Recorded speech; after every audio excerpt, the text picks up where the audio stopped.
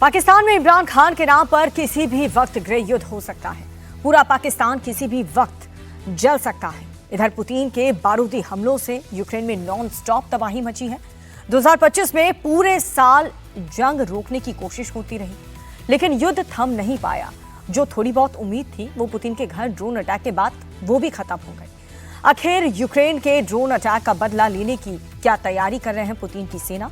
शांति समझौते की राह पर आने वाले समय में कितना आगे बढ़ेंगे रूस और यूक्रेन? 2026 में क्या होगा जंग में पुतिन का रुख? समझिए इस रिपोर्ट में।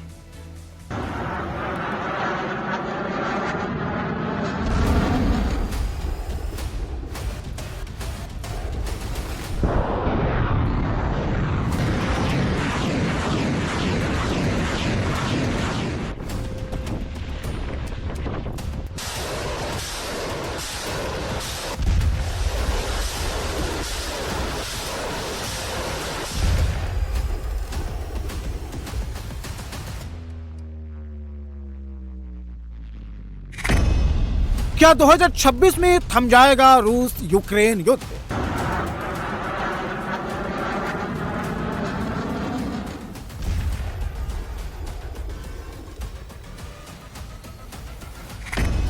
क्या पुतिन नए साल में रोक देंगे यूक्रेन पर बारूदी हमले?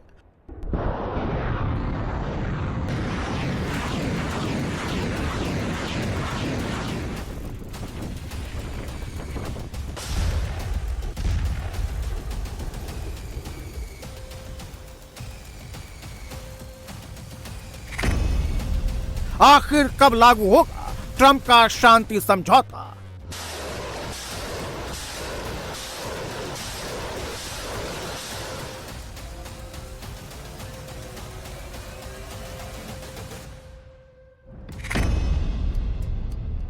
ज़ेलेंस्की की कौन सी गलती से जल उठेगा पूरा यूक्रेन?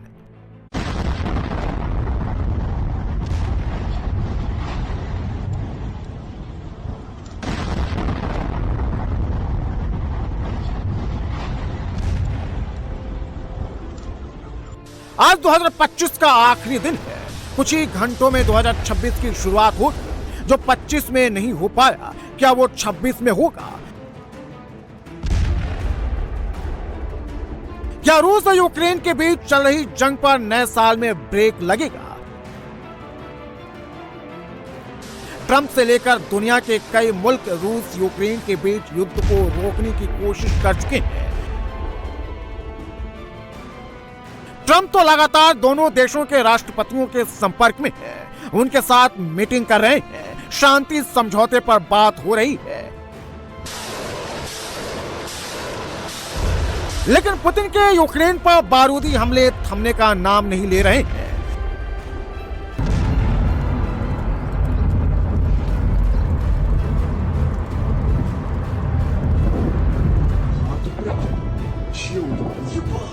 रूस यूक्रेन वॉर जोन से आ रही लेटेस्ट तस्वीरें बताती हैं कि ये जंग फिलहाल तो थमने नहीं जा रही है। पुतिन के फौज की तोपें लगातार यूक्रेन पर बम गोलों की बरसात कर रही हैं। रूस खार्किव ज़ेपोरोजिया में अपनी पकड़ मजबूत कर रहा है। रूस दावा कर रहा है कि उसकी सेना खार्किव और ज़ेपोरोजिया में आगे बढ़ते जा रही है। वहीं यूक्रेन का दावा है कि उसने रूस के कई हमलों को नाकाम किया है।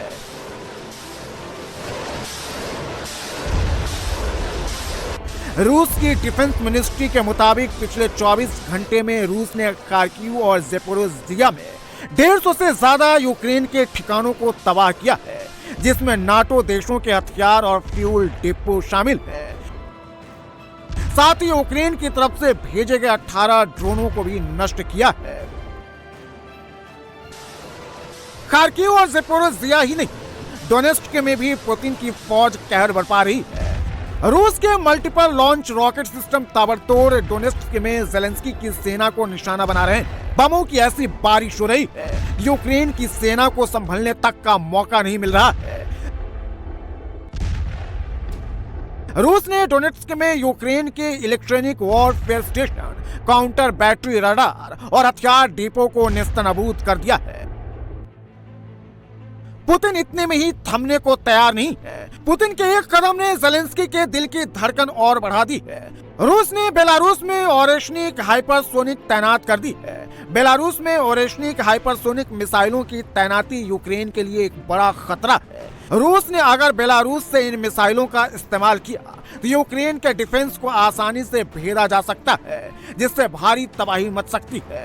रूस के इस कदम से यूरोप की भी टेंशन बढ़ जाएगी, क्योंकि ओरेशनिक हाइपरसोनिक मिसाइलें परमाणु बम गिराने में भी सक्षम है।